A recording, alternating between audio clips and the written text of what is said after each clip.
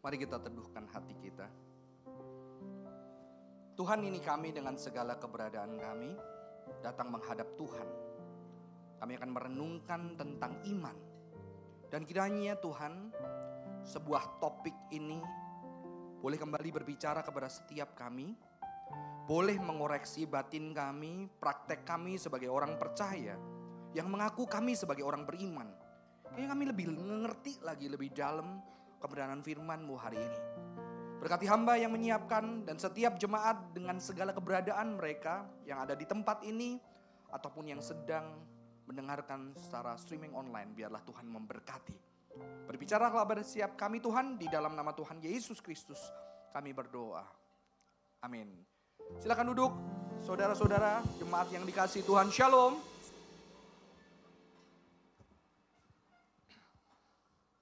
Satu bulan ini saya berkeliling banyak tempat.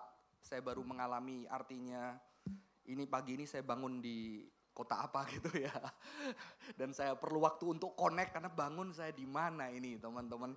Dan saya bersyukur melihat Tuhan bekerja dan Tuhan boleh pakai saya jadi berkat buat teman-teman di berbagai kota yang lain. Hari ini kita akan membicarakan sebuah topik lifeless faith, iman yang mati, iman yang tidak ada kehidupan di dalamnya. Kita akan buka dari Yakobus pasal yang kedua ayat 14 sampai yang ke-26. Saya akan bacakan di dalam terjemahan baru. Yakobus 2 ayat 14 sampai yang ke-26. Apa gunanya saudara-saudaraku jika seorang mengatakan bahwa ia mempunyai iman, padahal ia tidak mempunyai perbuatan? Dapatkah iman itu menyelamatkan dia? Jika seorang saudara atau saudari tidak mempunyai pakaian dan kekurangan makanan sehari-hari, dan seorang dari antara kamu berkata, selamat jalan, kenakanlah pakaian hangat dan makanlah sampai kenyang. Tetapi ia tidak memberikan kepadanya apa yang perlu bagi tubuhnya, apa gunanya itu? Demikian juga halnya dengan iman. Jika iman itu tidak disertai perbuatan, iman itu pada hakikatnya mati.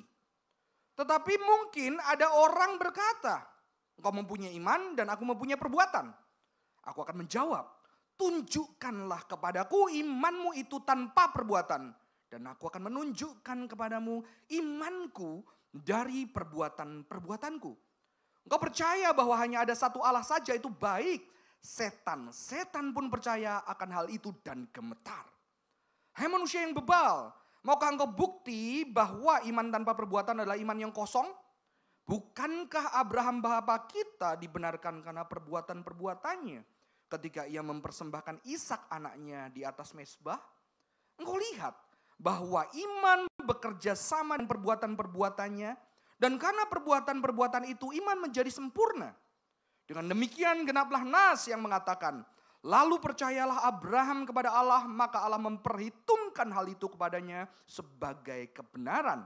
Dan ia disebut sahabat Allah. Jadi kamu lihat bahwa manusia dibenarkan karena perbuatan-perbuatannya dan bukan hanya karena iman. Bukankah demikian juga Rahab pelacur itu dibenarkan karena perbuatan-perbuatannya? Ketika ia menyembunyikan orang-orang suruhan itu di dalam rumahnya, lalu menolong mereka lolos melalui jalan yang lain.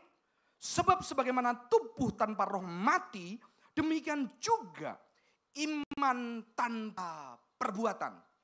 Saudara-saudara, ini adalah bagian dari Alkitab yang sangat tidak disukai seorang tokoh reformator yang bernama Martin Luther. Ya.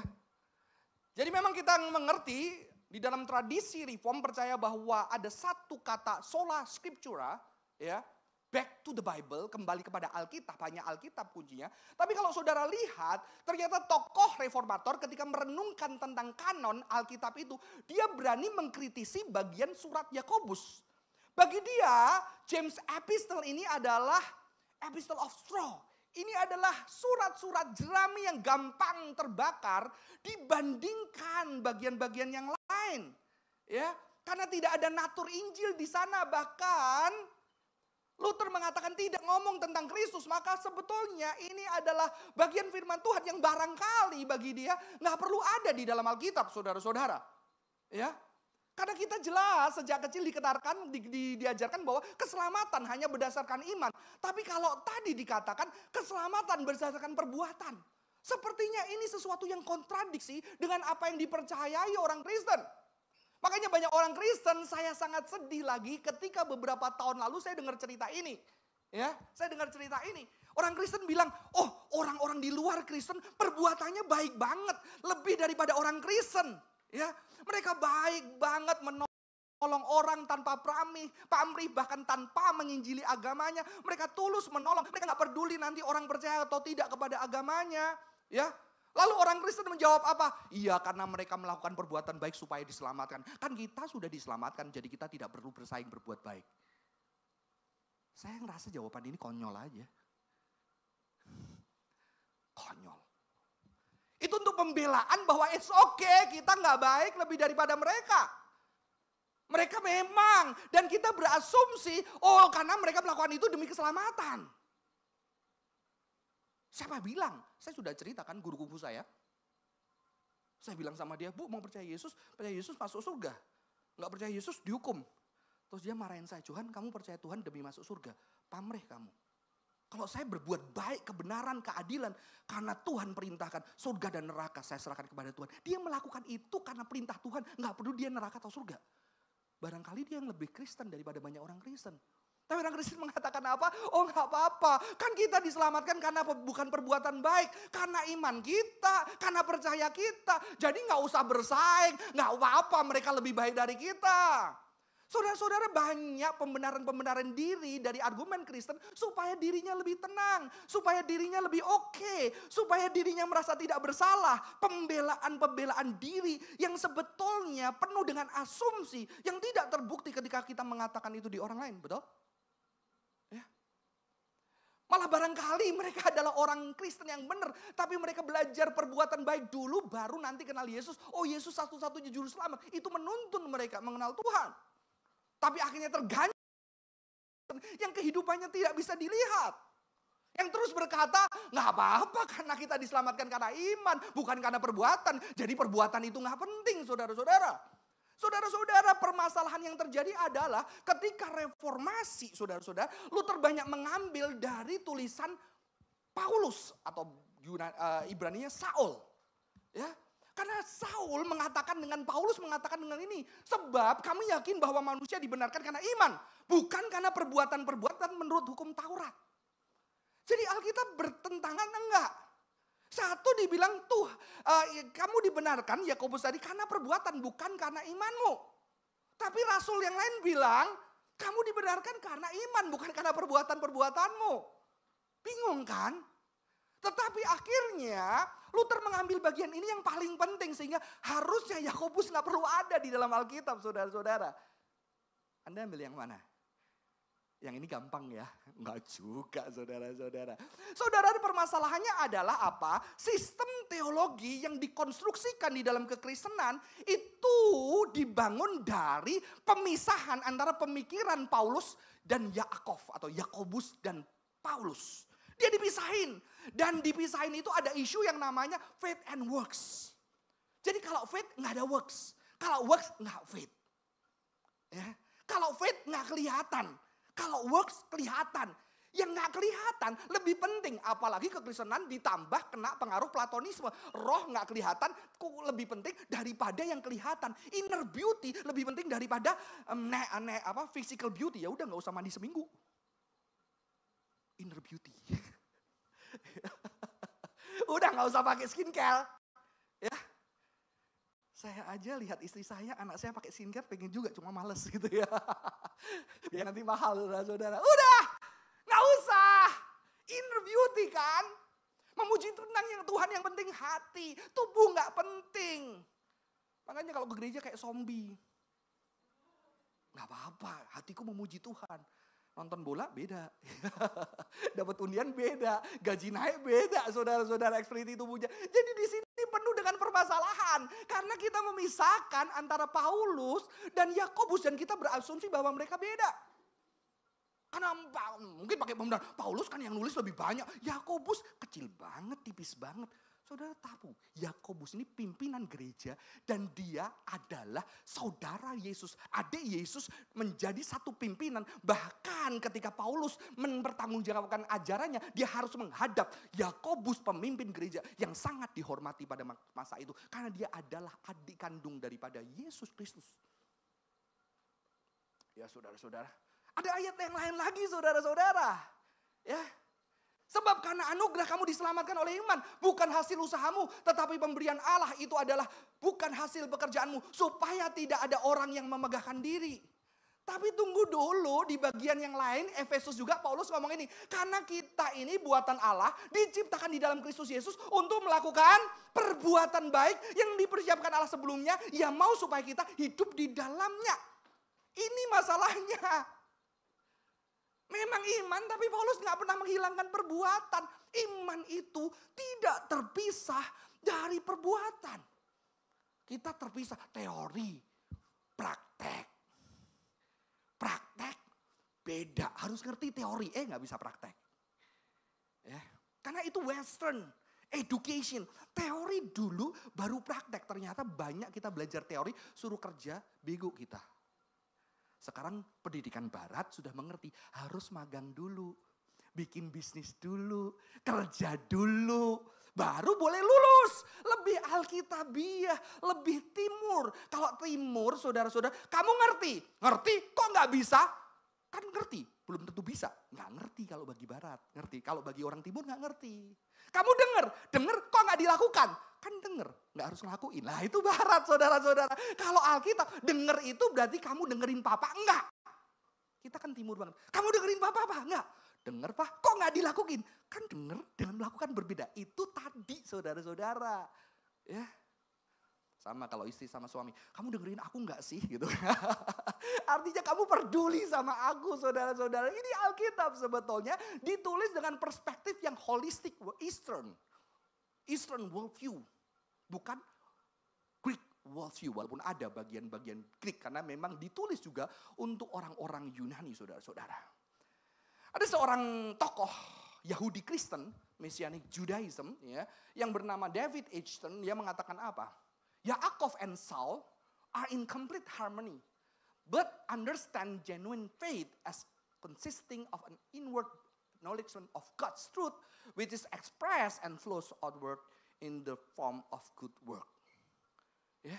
Kenapa Paulus ngomong perbuah iman itu penting? Karena di zaman itu ada orang yang Yahudi yang bangga. Lihat kami beriman karena kami sunat, kami melakukan Torah, kami bisa jaga, kami bisa puasa. Orang itu tidak beriman karena tidak puasa. Paulus mengatakan iman itu bukan perbuatanmu yang kau sombongkan. Maka Paulus mengkritik perbuatan. Mengerti? Perbuatan yang disombongkan, tapi kalau perbuatan baik disuruh sama Paulus saudara-saudara. Jadi kita harus melihat Alkitab berdasarkan konteksnya. Paulus dan Yakobus tidak pernah bertentangan. Mereka harmonis seorang dengan yang lain saudara-saudara ya. Maka itu saudara-saudara, faith and works itu, iman yang benar tidak pernah dipisahkan dari perbuatan itu, perbuatan yang benar saudara-saudara. Karena iman ada perbuatan di dalamnya. Jadi ketika kita membaca bagian tadi kita harus hati-hati. Karena iman yang dimaksud Yakobus adalah iman apa saudara-saudara? Iman yang tidak sepenuhnya. Iman yang digunakan Yakobus adalah iman yang tidak sepenuhnya. Iman partial, ya memang itu tidak harusnya disebut iman, betul kan? Tapi untuk mengajar supaya mudah, iman yang partial, iman yang cuma mengaku secara intelektual, saudara-saudara. Itu yang dikritik ketika Yakobus mengatakan bahwa iman yang kosong, iman yang mati itu adalah iman yang tidak sebenarnya. Iman yang hanya bagian kecil, iman yang hanya di wilayah intelektual. Ya, disebut sebagai apa? Iman yang tanpa tindakan, iman saja, iman yang kosong, iman yang mati atau tidak punya kehidupan saudara-saudara. Sama aja kalau kayak kita punya calon, ya, calon istri, calon mama anak kita atau calon suami anak kita, aku tuh bedulinya cintain kamu loh. Walaupun aku selingkuh, aku tetap cintain kamu sebetulnya. Kamu mau nikah sama orang kayak gitu? Ya. Aku selingkuh enggak apa-apa, tapi aku cinta kamu. Gak bisa saudara-saudara. Kalau kamu mau nikah kamu gila. Ya. Kamu mau anakmu menikah dengan pria atau wanita seperti itu, enggak apa-apa aku selingkuh. Aku selingkuh hanya tubuhku, hatiku buat kamu saudara-saudara. Gak bisa. Itu adalah keseluruhan. Maka ketika seseorang mengatakan cinta, dia harus berjuang. Walaupun kita tahu cinta dia gak sempurna. Bisa seseorang selingkuh karena jatuh. Dan orang yang cinta selingkuh karena jatuh biasanya dia menyesali seumur hidup. Bahkan mungkin dia tidak berani menemui orang yang paling dicintai karena dia sudah terlalu melukai. Kalau yang tadi itu gak cinta. Gak apa-apa kan jatuh sekecil aja. Kan manusia bisa berubah. Kepala lu. Ya kan? Saudara-saudara. Kalau dia jatuh nyesel sampai dia datang. Aku gak rasa pantas buat kamu. Dan dia pergi, aku memang layaknya sudah gak menyakitin kamu lagi pergi. Baru enggak kamu balik lagi. Kalau dia tetap merasa dirinya benar. Dia ngerasa itu hanya kejatuhan. Harus diterima, wajar kan kejatuhan. Tidak ada manusia yang tidak berdosa. Lu tidak berhak ngomong itu. Yang berhak ngomong itu adalah orang yang disakiti dan sudah kena anugerah Tuhan. Wajar kamu berdosa. Ngerti? Ya. Karena enggak ada ayatnya. Kalau kamu berdosa, bilang aja sama orang yang padanya berdosa. Wajar kan aku berdosa, maka ampuni. Kamu gak boleh gak ampuni aku. Gila loh. Ya. Gak boleh. Kayak gitu saudara-saudara. Ya. Jadi iman yang disebutkan di sini adalah iman yang mati. Iman yang tidak sempurna. Hanya intelektual. Bukan iman yang otentik. Yang seperti diyakini Paulus. Karena Paulus meyakini iman yang otentik berserta dengan perbuatannya. Maka Yakobus menekankan perbuatan yang juga tidak mungkin terlepas dari iman kepada Tuhan. Amin. Maka itu adalah sesuatu yang integral. Tidak terpisah. Sekalipun saudara-saudara di dalam perjalanan kita bisa lemah. Kita bisa penuh dengan kekurangan. Kita penuh dengan ketidaksempurnaan. Tapi kita berjuang untuk mencintai. Ya. Ketika pasangan-pasangan dituntut sama pasangannya, kayaknya kamu kurang mencintai aku. Saya tahu biasanya kita membela diri, saya juga mencinta apa aku sama kamu. Tapi sebagai orang yang kenal kebenaran, kita jujur, iya sih memang ya. Mungkin kalau di depan istri atau di depan suami, enggak, gue udah cinta kamu. Padahal di dalam hati, kurang apa? Padahal di dalam hati, iya sih kayaknya gue tetap egois ya. Iya kan? Kayaknya gue harus belajar lagi untuk mencintai dia lagi. Ya. Ini istriku yang ada di perasaanku ketika kamu tanya ya. Benar kan? Ya. Walaupun kita gengsi, pembelaan gitu. Kita punya banyak intelektual untuk membela diri. Tapi sebetulnya di hati kecil kalau kamu sudah ada cinta. Kayaknya aku harusnya gak boleh kayak gini ya. Ya. Tapi ya manusia berdosa ya. Gak pembelaan juga ya. Semoga bisa lebih baik. Amin. Ya saudara-saudara. Itu amin buat diri saya sendiri. Saudara-saudara, itulah iman yang dikatakan oleh Yakobus. Jadi gak usah takut ketika Yakobus mengatakan iman karena perbuatan aku akan membuktikan. Tidak, orang diselamatkan bukan karena perbuatan, bukan karena iman, tapi karena perbuatan, bukan karena iman. Maksud iman di sini harus mengerti sebagai konteksnya. Saya pernah khotbah ini langsung dilaporin sama waktu saya lulus sekolah Alkitab. Saya khotbah di remaja di satu gereja, langsung pembinanya laporin gembalanya, saudara-saudara. Terus habis itu saya dipanggil, kamu mengajarkan ya iman nggak perlunya perbuatan. Enggak, ya karena hanya menyangkap secuil, harus dilihat. Maka ketika seperti kita lihat Yahudi membunuh Kristus, harus dilihat saudara-saudara, Yahudi yang diwajudkan itu adalah Yahudi penguasa di Yerusalem, bukan semua orang Yahudi, mengerti? Jew Jerusalem, karena apa? Judean Jew, karena mereka sudah berpolitik, sudah punya kekuasaan, sudah hebat, dan Yesus muncul mengganggu mereka. Tapi kalau Jew yang di Galilea, yang tersingkirkan, yang di Samaria, yang gak dianggap Jew, mereka menyambut Yesus. Jadi Yahudi juga ada banyak saudara-saudara. Jadi gak bilang, oh Yahudi menyalibkan Yesus, maka Yahudi dihukum.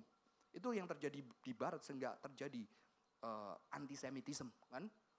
Akhirnya antisemitisme membentuk menjadi prosemitisme sekarang. Israel adalah bangsa pilihan Tuhan. Karena Israel dipilih Tuhan. Israel sekarang ada orang percaya. Ada Israel Yahudi ortodok. Ada Yahudi liberal. Ada Yahudi ultra ortodok. Bahkan di Palestina banyak orang Kristen saudara-saudara.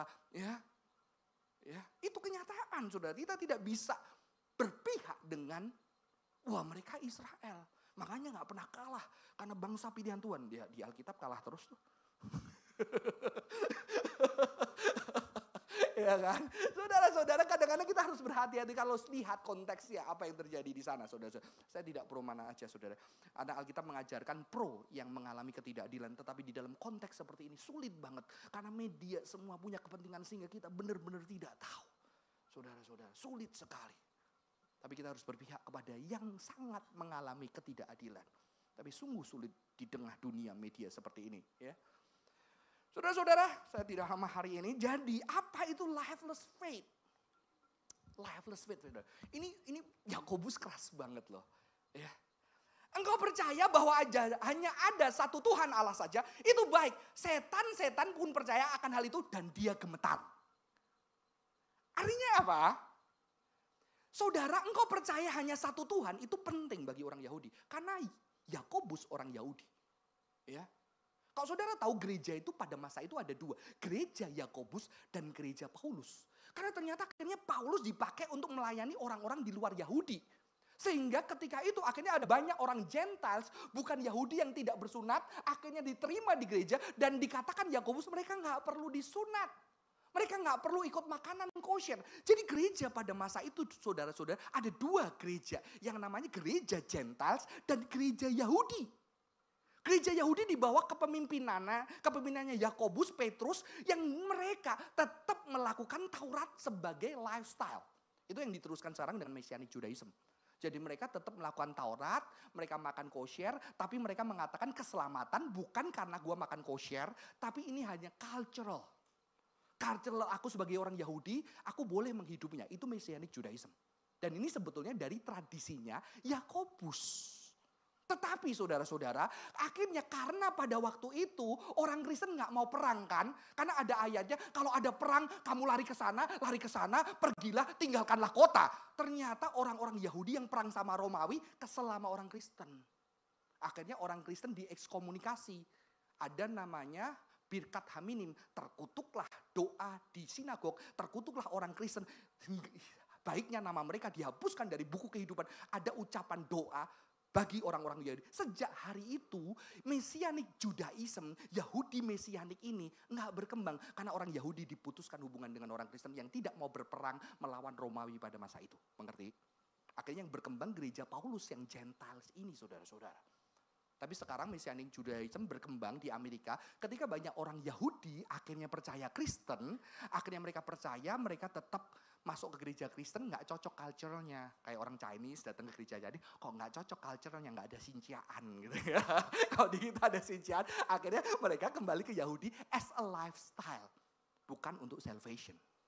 Ya, itu namanya Messianic Judaism. Jadi David Edson ini ada seorang tokoh Messianic Judaism, saudara-saudara, yang saya baca. Ya. Jadi ngomong apa? Di dalam orang Yahudi, kata engkau percaya hanya ada satu Allah saja itu penting. Kayak orang Muslim punya syahadat, mengerti? Ya, tiada Tuhan selain hanya dia saja. Itu sebetulnya Yahudi punya yang namanya Shema. Shema Israel, Adonai Eloheinu, Adonai Ehad. Dengarlah hai Israel, Tuhan Allah kita, Tuhan itu esa. Itu adalah pengakuan yang setiap hari pagi malam diucapkan sama orang Yahudi. Dan ketika orang Yahudi mau mati harus Shema Israel, Adonai Eloheinu, Adonai Ehad. Kalau sampai selesai bagus. Ya. Jadi Yakobus bilang apa? Itu pengakuan yang paling penting di Yahudi. Setan percaya, gak cuma percaya, dia gemetar. Kamu aja gak gemetar. Wah ini keras banget ya. Yakobus. Artinya apa? Lifeless faith adalah, Stern mengatakan ini. Faith by itself or faith alone unaccompanied by the right kinds of action is dead, barren. No better than so-called faith that demons have. Jadi sebetulnya iman percaya sama Tuhan itu esa, itu imannya setan. Lebih bagus karena setan gemetar. Ya kan? Saudara ini keras banget loh ya. Iman yang kamu cuma, gue percaya kok. Gue oke. Hanya ada satu Tuhan. Hanya ada satu juru selamat, gak ada yang lain. Itu adalah faith that demons have. Tapi demons juga gemetar. Jadi lifeless faith itu adalah faith yang dimiliki seperti Setan-setan saudara. Yang percaya Tuhan. Tuhan itu ada. Dan mereka ketakutan dengan Tuhan ini. Yakobus sangat keras. Lifeless state itu seperti apa saudara-saudara? Ini dikatakan beberapa ayat yang kita baca tadi. Apa gunanya ia mempunyai iman tanpa perbuatan? Lifeless faith adalah iman tanpa perbuatan. Apakah iman itu menyelamatkan dia? Lifeless faith adalah iman yang tidak menyelamatkan. Karena iman yang menyelamatkan itu adalah iman yang tidak pernah dilepaskan dari perbuatan. Maka tidak heran begitu kita percaya kepada Tuhan, kita tergerak untuk berbuat baik. Betul? Walaupun tidak sempurna kita pengen. Kalau kita jahat kita gak tenang. Walaupun kita jahat, habis itu kok gue jahat banget ya gitu kan. Gak bisa saudara-saudara kita tenang dengan itu. Ya, karena cinta Tuhan yang begitu besar sehingga kita tergerak. Saya ingat sekali pertama kali saya cinta Tuhan. Dulu saya adalah anak yang iri. Karena sibling rivalry, saya merasa adik saya disayang oleh papa saya. Dan saya merasa ya udah gue nyayangin diri gue sendiri aja. Gue jadi hebat sendiri aja supaya bangga orang bisa lihat ke gue. Tapi ternyata ketika gue punya banyak prestasi juga gak lebih bahagia. Karena cinta itu tidak didapatin dengan sendiri. Cinta didapatin dari orang-orang yang Tuhan berikan untuk menyayangi kita. Betul ya. Tapi begitu saya kenal cinta Tuhan. Anehnya saya sudah tidak masalah. Papa saya lebih sayang sama adik saya. Karena saya juga tambah sayang sama adik saya. Dan saya sayang sama papa saya. Saudara-saudara. It's not a big deal. Ya. Dan bahkan saya ngomong, ya gak apa-apa lah Pak. Lu kan memang lebih sayang adik. Bukan artinya lu gak sayang gua Pak. Ya. Kamu sayang aku cuma kamu lebih cocok sama adik gitu ya. Nanti kalau punya anak 2, 3 tahu saudara-saudara. Bukan gak sayang, semuanya sayang. Cuma kadang-kadang ada yang ngeselin, betul kan? Yang kayak kita. Makanya kita marah sama dia karena kita gak bisa marah sama diri kita. Padahal dia sangat mirip dengan kita, betul ya? Yang punya anak 2 udah ngerti ya, senyumnya itu tulus ya. Saudara-saudara bukan gak sayang. Dan cinta itu membuat kita lebih bisa mencintai lagi. Dan gak peduli saudara-saudara. Yang lanjutannya, jika iman tidak disertai perbuatan, iman itu pada hakikatnya mati dia. Kalau mati apakah bisa disebut iman? Tidak. Manusia, bahkan Yakobus mengatakan dengan keras, manusia yang bebal, maukah engkau bukti bahwa iman tanpa perbuatan adalah iman yang kosong? Lu mau bukti, lu kurang cukup tuh. Lu gak ngerti, ini sebetulnya lu masih gak ngerti ya? Gitu loh saudara-saudara. Lu bodoh banget sih. Ya sebetulnya gitu saudara. Kasar juga ya gitu. Karena udah buat. Kamu tahu punya temen, udah dikasih tahu lu pacarnya enggak. Pacar itu gak cocok buat lu. Udah tetap dia enggak. Ya udahlah. Terserah lah. Ya, udahlah terserah lah. Gue gak tahu harus bilang apa lagi. Ya kan? Gak cocok bukan selamanya ya.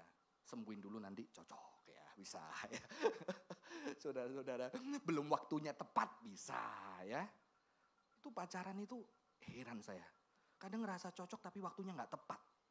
Saya dulu pernah punya pasangan, gak ada Asia saudara-saudara. Saya terselamatkan nama Cimel karena ada Asia. Makanya bisa long distance. Asia telepon 2 jam cuma 4.000. Waktu saya sama yang lama udah pacaran 1 tahun, telepon 10 menit 60.000 saudara-saudara. Gak sampai 10 menit, pakai zamannya telepon itu tahu saudara-saudara. Ya, itu cuma 10 ya gak selamat lah. Ya, gak ada teknologi saudara-saudara ya.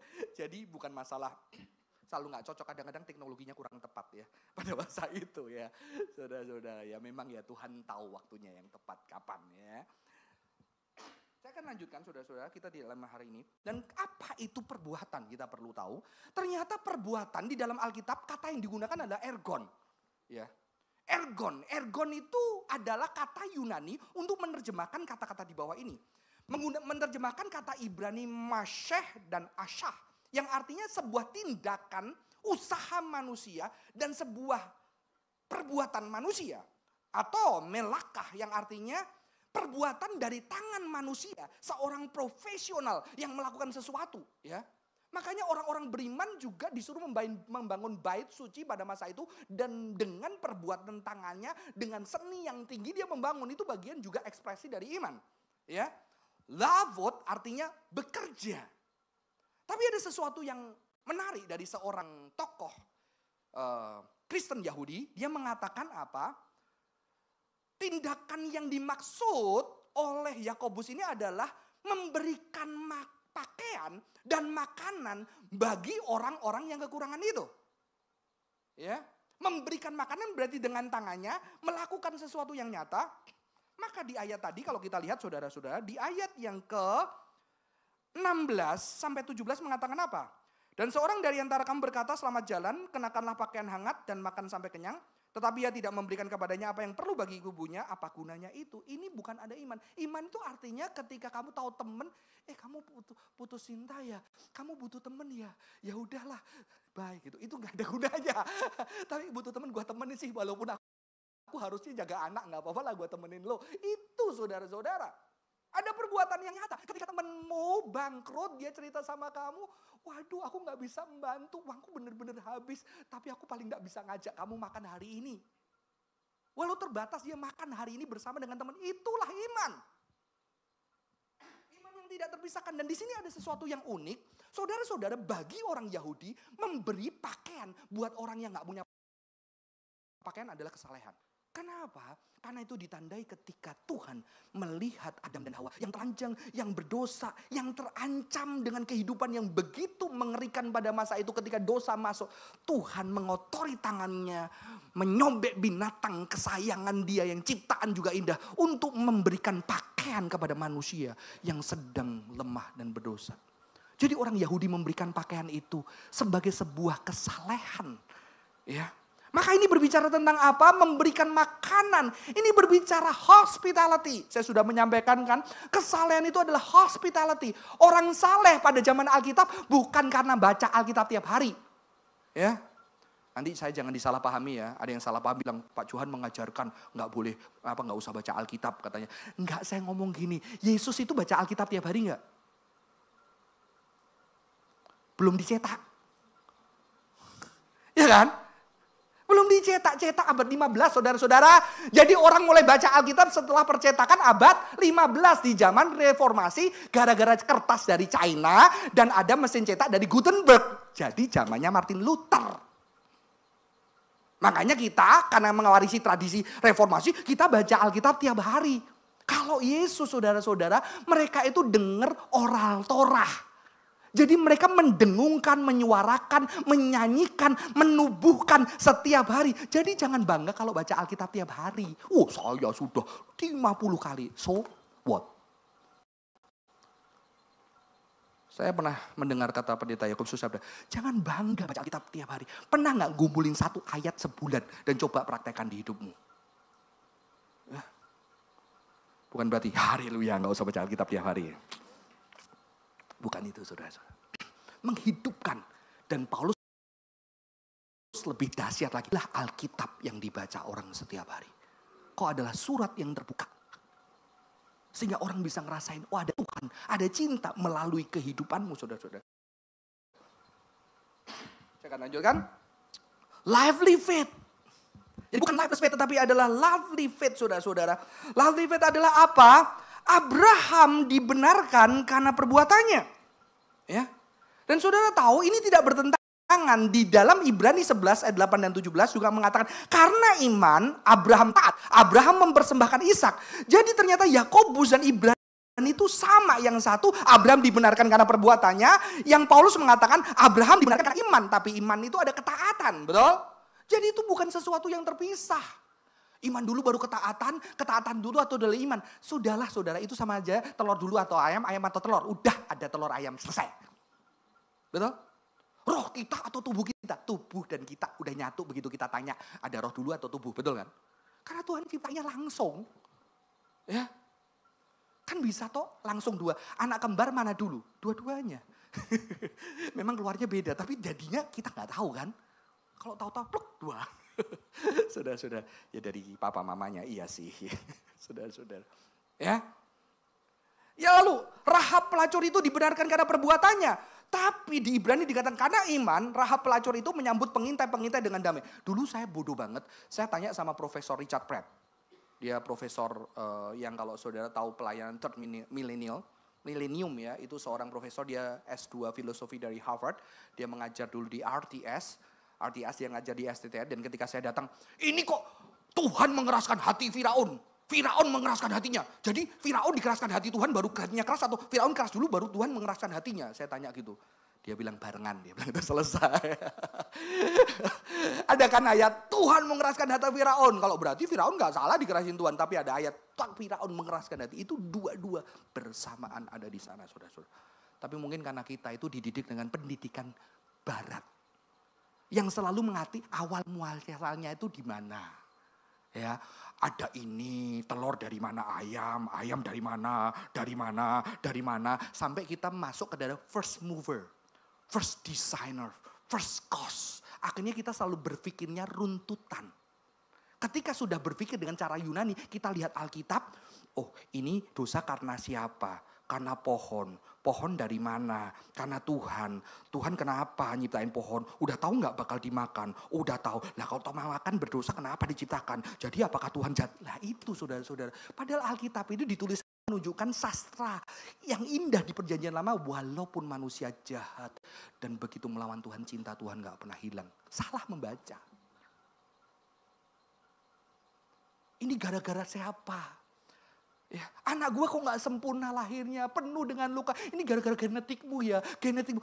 Mau gara-gara genetiknya siapa? Sudah anak kita punya kelemahan yang harus kita cintai dan berjalan bersama-bersama dengan iman untuk Tuhan menyatakan cintanya. Amin. Makanya Tuhan ngomong, ini salah siapa? Orang tuanya atau orang buta ini? Tuhan cuma ngomong, kemuliaan Tuhan dinyatakan bagi orang ini. Amin. Kadang orang Kristen tanya-tanya yang gak jelas. Maka saya suka seorang penulis. Manusia diciptakan bukan untuk memahami hidup, tapi untuk menghidupi hidup. Wah. Karena banyak kan yang kita gak paham, tapi kita tetap hidup. Sudah tak ceritain kan, Iyo tanya, "Pak, kenapa papaku papa?" Saya jawabnya apa? Karena papamu papa, maka ada pertanyaan kenapa papaku papa. Iya kan? Kalau papamu bukan papa, kamu tanya sama orang itu, kenapa papaku papa? Iya udah selesai. Nggak ada jawaban artinya saudara-saudara. Itu sebuah kenyataan, kamu terlempar, kamu jadi anakku. Terimalah bapakmu dengan segala kelemahannya. Dan gue juga menerima lu dengan segala kelemahan dan keterbatasanmu. Ya. That is reality. Ya. Kenapa putus cinta? Kenapa gue ditinggalkan? Kenapa gue putus? Kenapa dia gak ngomong dari awal kalau bakal tinggalin aku? Siapa yang ngerti? Dia udah pergi selesai. Sekarang gimana kita hidup? Amin? Jangan ditinggalin ya setelah ini ya. Saudara-saudara, ternyata ini adalah sesuai dengan yang rabbinic literature mengatakan, he who saves one life, it is as if he saved a world. Ini adalah sebuah kutipan dari sebuah film yang dibikin Mel Gibson, judulnya Schindler's List. Film yang mungkin Anda gak suka lihat karena dari 45 menit atau 1 jam hitam putih. Tapi mendapatkan penghargaan Oscar. Dari kisah nyata seorang yang bernama Oscar Schindler, makanya dapat Oscar ya, karena namanya Oscar. Oscar Schindler, saudara-saudara. Seorang Jerman yang sebetulnya punya keuntungan memanfaatkan orang Yahudi untuk bekerja di pabriknya, dia jadi kaya. Tapi dia melihat Yahudi disiksa, dia gak bisa. Dia gunakan semua kekayaan untuk nyelamatin ribuan orang Yahudi. Dan di situ sampai orang Yahudi yang tidak percaya Tuhan bisa melihat dan bisa mengatakan, barang siapa menyelamatkan satu nyawa, dia sedang menyelamatkan seluruh dunia, saudara-saudara. Dari seorang yang bernama Oscar Schindler. Seorang Kristen, lihat ada salib. Sehingga sampai hari ini, setiap keturunan-keturunan Yahudi Schindler, sampai mereka disebut sebagai Yahudi Schindler, datang ke seluruh penjuru dunia untuk kasih batu di makam. Karena orang Yahudi kan selalu bikinlah batu, dirikanlah batu sebagai peringatan akan keselamatan yang dilakukan Tuhan buat kamu kan. Mereka memberikan batu-batu itu sebagai penghormatan. Keturunan mereka kedua, ketiga selamat gara-gara siapa? Gara-gara Oscar Schindler, saudara-saudara. Ya, jadi saya akan akhiri dengan satu yang mengagetkan dan saya bersyukur ada ayat ini. Ya, Yakobus mengakhiri tulisannya di pasal yang kedua dengan mengatakan ini. Sebab sebagaimana tubuh tanpa roh mati, demikian juga iman tanpa perbuatan mati. Ini penting banget dan saya baru sadar ketika baca ayat ini. Karena kalau kita melihat Alkitab dituliskan seperti ini, Alkitab dituliskan secara paralel. Jadi saudara-saudara, tubuh dan roh gak bisa dipisahin, betul? Ketika kita nanti mati, ada seorang teolog yang memilih mengatakan bukan roh yang tinggal.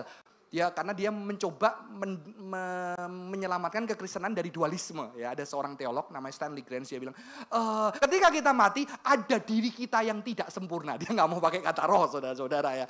Tapi sebetulnya karena roh sudah terlalu terdistorsi, dianggap lebih spiritual daripada tubuh. Sehingga kita berpikir kalau kita mati, roh kita bersama dengan tubuh. Tuhan, tubuh kita mati dimakan cacing, dan kita bersama dengan Tuhan selamanya roh kita. Padahal kekristenan mengenal kebangkitan tubuh. Betul? Tubuh kita akan dibangkitkan.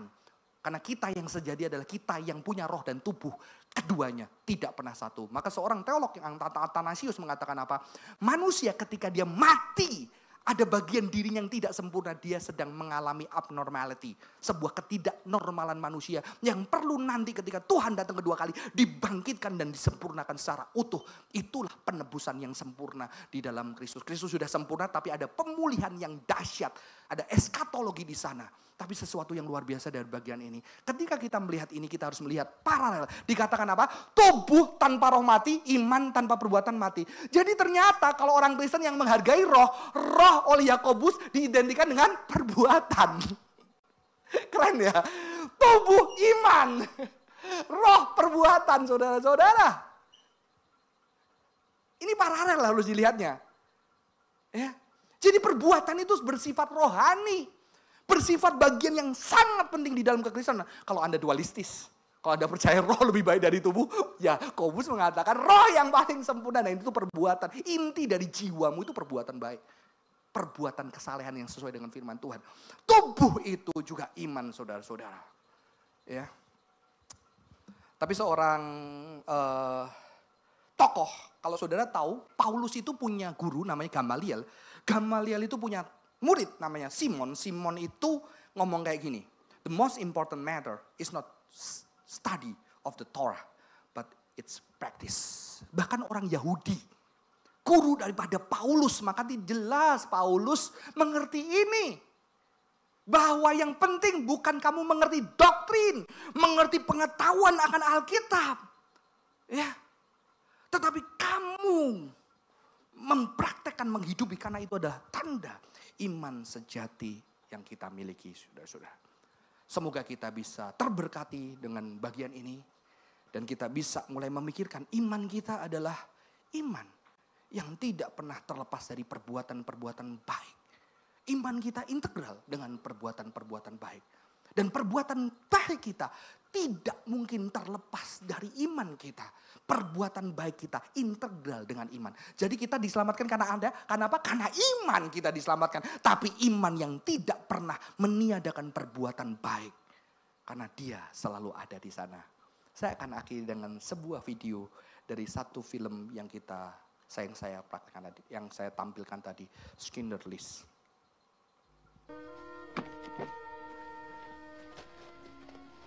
We have written a letter trying to explain things in case you were captured. Every worker has signed it.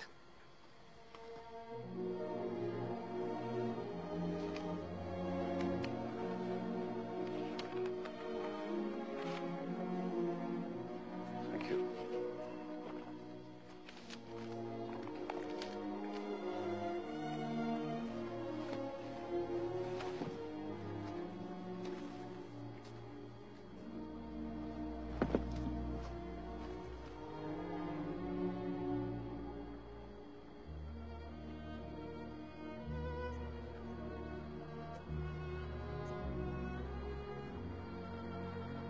Hebrew from the Talmud, it says, whoever saves one life saves the world entire.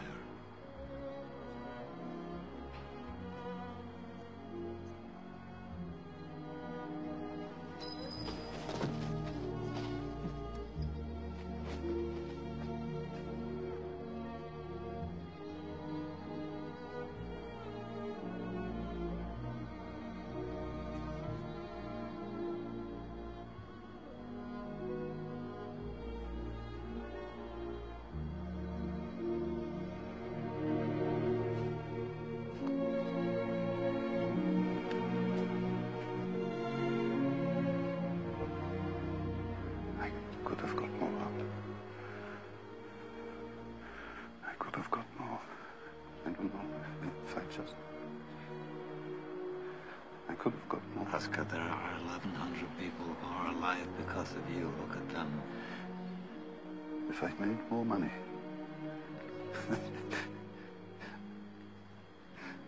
I threw away so much money. You have no idea.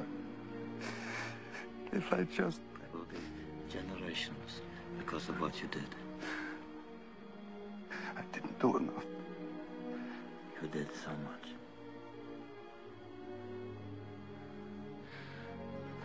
This car. Kurt would have bought this car. Why did I keep the car? 10 people right there. 10 people. 10 more people. This pin. 2 people. This is gold. 2 more people.